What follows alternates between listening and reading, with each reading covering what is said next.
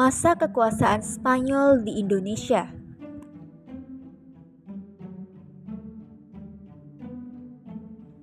Berikut ini adalah anggota-anggota kelompok kami dari kelas 11-8. Bangsa Eropa kedua yang datang ke Indonesia setelah Portugis adalah bangsa Spanyol.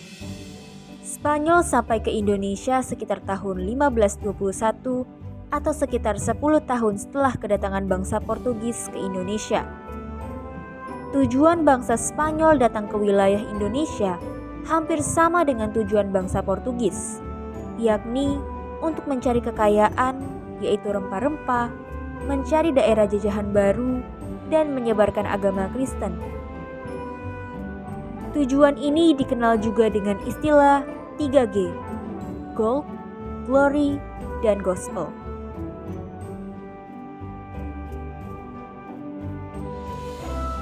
Perjalanan awal Spanyol ke Indonesia dimulai ketika Ferdinand Magellan tewas akibat perang dengan orang Mactan di Filipina.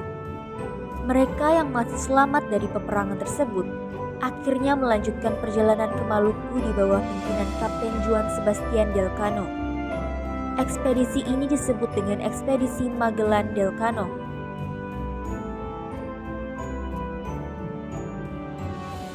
Setibanya mereka di Tidore pada bulan November tahun 1521, Spanyol mendapatkan sambutan hangat dari masyarakat setempat, terutama oleh pemimpin daerah tersebut yakni Sultan Al-Mansur.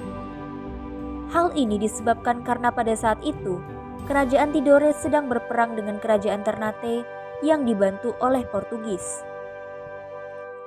Sebuah pos perdagangan pun didirikan dan para pelaut Spanyol tersebut membeli cengkeh dalam jumlah besar dan dibarter dengan barang-barang seperti kain, pisau, dan barang-barang pecah belah. Karena merasa kekurangan jumlah personil, maka diputuskan kedua kapal yang tersisa dari ekspedisi ini untuk kembali ke Spanyol pada bulan Desember tahun 1521.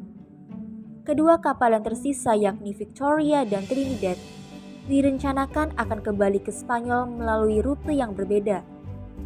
Namun, dalam perjalanan untuk keluar dari Maluku, kapal Trinidad tertangkap oleh armada Portugis dan akhirnya karam dalam badai. Kapal Victoria dan awaknya berhasil kembali ke Spanyol melalui jalur barat hingga ke Tanjung Harapan dan sampai di Spanyol pada tahun 1522. Setelah ekspedisi Magellan, Raja Spanyol mengirimkan sebuah ekspedisi yang dipimpin oleh Garcia Jolfred Loaiza. Ekspedisi ini disebut dengan Ekspedisi Loaiza untuk menduduki Maluku. Ekspedisi lain juga dikirim setelahnya untuk membantu pasukan Spanyol menaklukkan Maluku, seperti Ekspedisi Saavedra dan Grijalva. Selain Tidore, disebutkan bahwa kapal Spanyol juga mendarat di wilayah Manado, Sulawesi Utara. Kedatangan Spanyol di Maluku dianggap sebagai sebuah ancaman dan pelanggaran atas hak monopoli perdagangan bagi bangsa Portugis. Oleh karena itu, timbullah persaingan antara kedua bangsa. Keduanya sempat terlibat dalam beberapa peperangan dengan memanfaatkan permusuhan yang terjadi pada kerajaan Ternate dan Tidore. Persaingan antar kedua kerajaan lokal dan masing-masing sekutunya pun pada akhirnya dimenangkan oleh Ternate dan Portugis. Untuk menyelesaikan konflik antara kedua kerajaan lokal dan kedua bangsa ini, akhirnya dilakukanlah sebuah kesepakatan perjanjian yang bernama Perjanjian Saragossa. Perjanjian tersebut dilakukan pada tanggal 22 April tahun 1529. Dari perjanjian tersebut, akhirnya Spanyol harus angkat kaki dari Maluku dan Portugis dapat kembali memonopoli perdagangan di daerah tersebut. Isi dari perjanjian Saragossa antara lain adalah 1. Bangsa Portugis berhak untuk menguasai daerah perdagangan dari Kepulauan Maluku sampai Tanjung Harapan. 2. Bangsa Spanyol harus pergi dari Maluku dan berhak menguasai daerah perdagangan di Kepulauan Filipina. Selain Maluku, bangsa Spanyol juga berlayar ke Minahasa. Periode pertama Spanyol di Minahasa ada di masa tahun 1520 sampai dengan 1562. Di tahun 1562, Spanyol digusur Portugis dari perairan Maluku dan Sulawesi. Peristiwa itu terjadi terutama karena perjanjian Saragossa antara kedua bangsa. Karena itu, Spanyol kemudian memusatkan kekuasaannya di Manila, Filipina. Pada 1606, sebuah armada pimpinan Cristobal Suarez untuk mengikat persahabatan antara kerajaan Spanyol dengan rakyat Minahasa.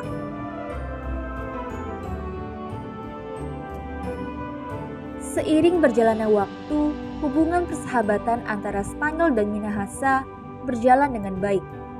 Akan tetapi, itikat baik dari rakyat Minahasa disalahgunakan oleh Spanyol. Juga, niat kaum misionaris mereka dalam menyebarkan agama Katolik harus tercoreng oleh ulah para tentara. Tindakan para prajurit Spanyol sangat menyakiti hati rakyat Minahasa. Mereka dengan seenaknya merampas makanan, bahkan tega bertindak tidak senonoh terhadap kaum perempuan di Minahasa. Kebijakan apa saja yang pernah diterapkan oleh Spanyol di daerah yang dikuasainya? Jadi, Spanyol menerapkan sebuah kebijakan ekonomi yang dilaksanakannya di Pulau Jawa, yakni kebijakan barter. Spanyol melakukan ini karena pihak Spanyol sulit mendapatkan pengaruh di Maluku maupun Ternate karena adanya campur tangan pihak VOC. Barter yang diterapkan adalah dengan menukarkan kebutuhan sehari-hari seperti beras, jagung, dan gandum, serta kain, kemudian ditukarkan dengan rempah-rempah. Selain ini, Spanyol tidak pernah menerapkan kebijakan lainnya. Apakah ada perlawanan dari daerah yang dikuasainya? Terdapat beberapa perlawanan yang pernah terjadi. Yang pertama, pernah kita singgung sebelumnya mengenai perang antara Ternate Portugis dengan Tidore Spanyol. Kehadiran Portugis dan Spanyol di Maluku menyebabkan dualisme antara Ternate dan Tidore pun semakin meningkat tajam hingga berujung pada peperangan. Setelah terlibat perang selama beberapa tahun, kubu Ternate ternyata lebih unggul. Perseteruan antara empat pihak tersebut baru dapat diakhiri pada 1529 setelah ditandatanganinya perjanjian Saragossa. Yang kedua adalah perang rakyat Minahasa melawan Spanyol. Seperti yang pernah kita bahas tadi, bahwa Spanyol pernah berlayar menuju Minahasa. Perlawanan rakyat Minahasa terhadap Spanyol terjadi sejak tahun 1644 hingga 1654. Perang ini tenggarai disebabkan oleh ketidaksukaan rakyat Minahasa terhadap usaha monopoli perdagangan yang dilakukan Spanyol. Di daerah pedalaman, tentara-tentara Spanyol juga kerap melakukan tindakan kekerasan dan merampas bahan makanan rakyat. Belum berhenti di situ, amarah rakyat Minahasa semakin memuncak setelah tentara-tentara Spanyol diketahui mengambil gadis-gadis Minahasa yang mereka temui. Kemarahan rakyat Minahasa terhadap Spanyol kemudian memuncak pada tahun 1644. Sebab tentara Spanyol diketahui memasuki desa di Minahasa, kemudian memukuli dan melukai salah satu pemimpin Minahasa yang ada di Timohon. Pada akhirnya, rakyat Minahasa melakukan perlawanan. Upaya perlawanan rakyat Minahasa terhadap kolonialisme Spanyol adalah dengan mengangkat senjata untuk melawan pasukan Spanyol dan bekerja sama dengan Belanda.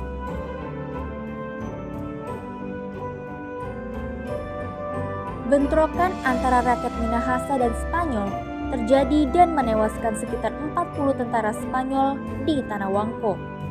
Karena takut mendapatkan serangan balik dari Spanyol, rakyat Minahasa meminta bantuan kepada VOC pada 21 April 1644. VOC pun bersedia membantu rakyat Minahasa dengan mengirimkan 70 pasukan tambahan.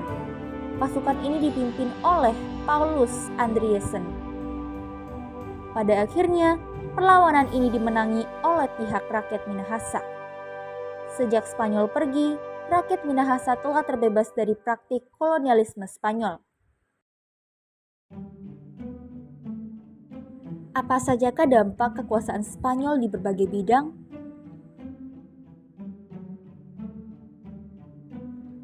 Pada bidang politik, yang pertama adalah konflik regional. Spanyol terlibat dalam persaingan memperebutkan kontrol perdagangan rempah-rempah di Maluku, khususnya dengan Portugis dan kemudian Belanda. Keterlibatan Spanyol dalam konflik regional ini lebih bersifat sementara, terutama setelah perjanjian Saragossa pada tahun 1529 yang membagi wilayah pengaruh antara Spanyol dan Portugis, dengan Spanyol berfokus pada Filipina. Yang kedua, tidak ada dominasi politik. Spanyol tidak memiliki pengaruh politik yang signifikan di Nusantara. Mereka tidak mendirikan struktur pemerintahan atau menguasai wilayah-wilayah besar di Indonesia, sehingga dampaknya di bidang politik sangat terbatas. Pada bidang ekonomi, yang pertama adalah perdagangan rempah-rempah. Kehadiran Spanyol di Maluku terutama bertujuan untuk mendapatkan keuntungan dari perdagangan rempah-rempah seperti cengkeh dan pala. Mereka berusaha memanfaatkan sumber daya alam di wilayah ini sebelum akhirnya tersingkir oleh Portugis dan Belanda. Yang kedua adalah dampak ekonomi yang kecil. Spanyol tidak berhasil menguasai jaringan perdagangan rempah-rempah di Nusantara dalam jangka panjang. Dampak ekonomi dari kehadiran mereka pun terbatas karena dominasi Belanda dan Portugis dalam perdagangan di kawasan ini.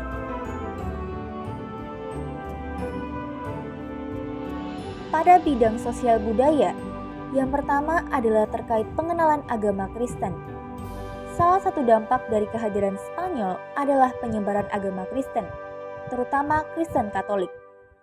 Melalui para misionaris yang datang bersama ekspedisi mereka. Namun, pengaruh ini tidak begitu luas karena mereka hanya singgah sementara di beberapa wilayah. Yang kedua adalah kontak budaya. Interaksi antara Spanyol dan masyarakat lokal di Indonesia lebih bersifat terbatas. Pengaruh budaya Spanyol seperti bahasa atau tradisi tidak banyak berkembang karena keterbatasan waktu dan luasnya interaksi mereka di Indonesia.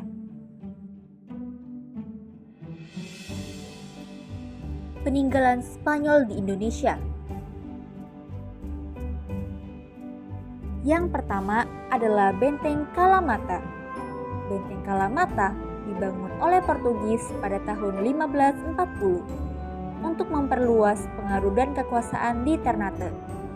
Benteng ini awalnya berfungsi sebagai benteng pertahanan dan penyerangan terhadap orang-orang Spanyol di Tidore.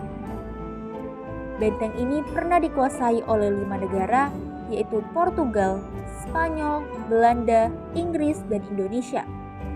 Setelah Portugis meninggalkan Ternate pada 1575, benteng ini berkali-kali berpindah tangan termasuk ke tangan Spanyol.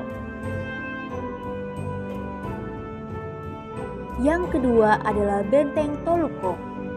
Benteng Toluco terletak di Kelurahan Sangaji, Kecamatan Ternate Utara, Kota Ternate, Maluku Utara.